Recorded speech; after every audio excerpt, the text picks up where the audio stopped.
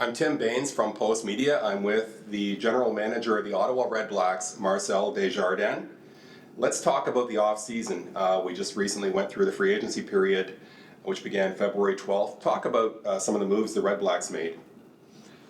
Well, I mean, we had a plan going into free agency. First off, we did a pretty good job of securing a lot of returning players. So we had well over a dozen of our own players that we signed prior to February 12th. And then beyond that, we just feel like we did a good job of covering a lot of bases. Obviously the most prominent position being that of the quarterback. So Dominique Davis is back, so we extended him, and then also signed Jonathan Jennings to come in and compete to start, along with our other two quarterbacks, Danny Collins and Will Arndt.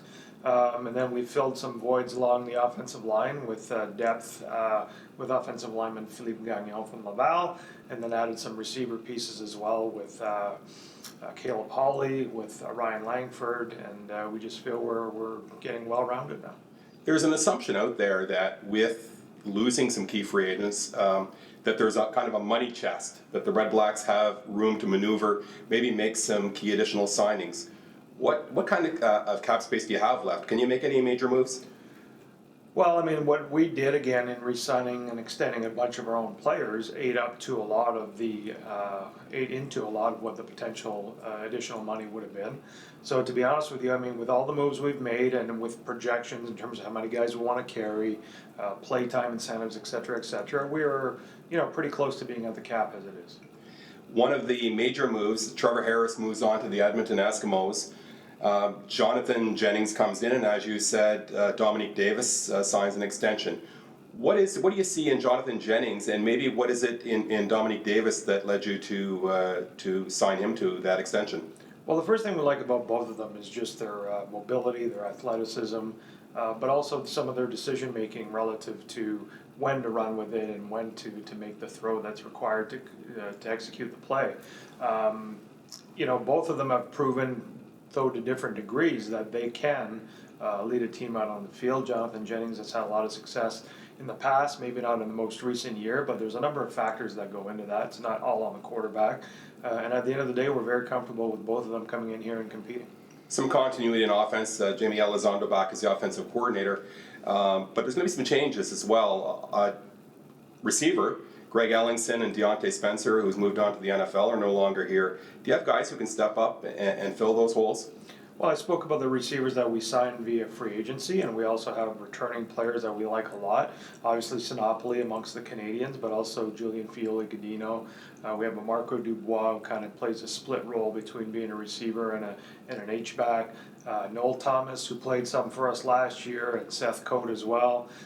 So we have a lot of options, and then we recently re-signed Dominique Grimes as well, who is contributed when he needed to last year. Talk about the offensive line. Sir Vincent Rogers was a most outstanding lineman 3 years ago.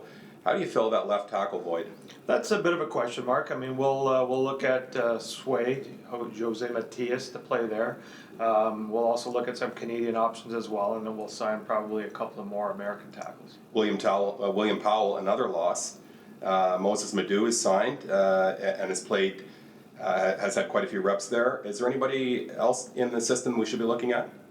Well, we have some young Americans that we signed. I mean, we're not going to be signing a veteran CFL type guy to come in and compete with Moses. So Moses, for now, will be the incumbent running back, but we feel strongly about not only what the younger Americans do, but we also have Brendan Galanders and Greg Morris that can come in and spell when need be as well. I'm sure there's always optimism this time of year. Teams around the CFL looking at what they have, optimism towards training camp in 2019. How do you look at your team? A couple of months ahead of training camp. Mm-hmm. Well, I mean, we really like our depth, not only in terms of the positions, but across the board in terms of international and national players, so we feel very good about that. We still have the Canadian draft to come up in May, so we'll be able to add even more depth at that point. So we feel very good about it. We feel very balanced. We feel like, again, there's a lot of options at multiple positions, a lot of guys with some versatility in terms of where they can line up. And yeah, I mean, it's going to be fun to watch during training camp. Any new players that we haven't seen much of so far, that haven't had a lot of reps, that maybe you see coming in with a chance to have an impact in 19? Well, as I mentioned, I mean, you could throw Moses Madu into that mix because again, he's played, probably a little less last year than he did the year before. Guys like Noel Thomas and Seth Coate in terms of receivers. I neglected to mention earlier, RJ Harris is back again for another year. And then we signed Nate Bahar as a free agent, another guy that's going to come in and have a chance to compete. We don't know how we're going to distribute our ratio right now. I mean, are we going to have 6 on offense, 1 on defense? Will it be 5 and 2? I mean, we could even go 4 and 3 potentially. So we've got to keep our options open and just put together the best lineup from game to game that we like. And again, we're going to have depth across the board as the season goes along. We talk about some of the players that have moved on, but there's a lot of continuity on defense. A lot of the defensive players from last year are back. Chris Randall, an all-star in Winnipeg, was added as well. Mm-hmm. You've got to like where you are, especially right now, I think, on defense. Yeah, as I said, I mean, there's a guy like Randall can play multiple positions. Obviously, we have the young guys back in Chaffee, Avery Williams, and Kevin Brown. Our defensive line is still very solid. So we're happy with the group on defense. And as you stated, there's continuity there. Continuity with the system, so another year under Coach Thorpe. I mean, there's certainly, it's a little more obvious maybe how things will play out on defense, just a function of how it will all play out on offense in terms of who lines up where. 3 appearances in the last 4 years in a Grey Cup, 1 win, of course, in 2016.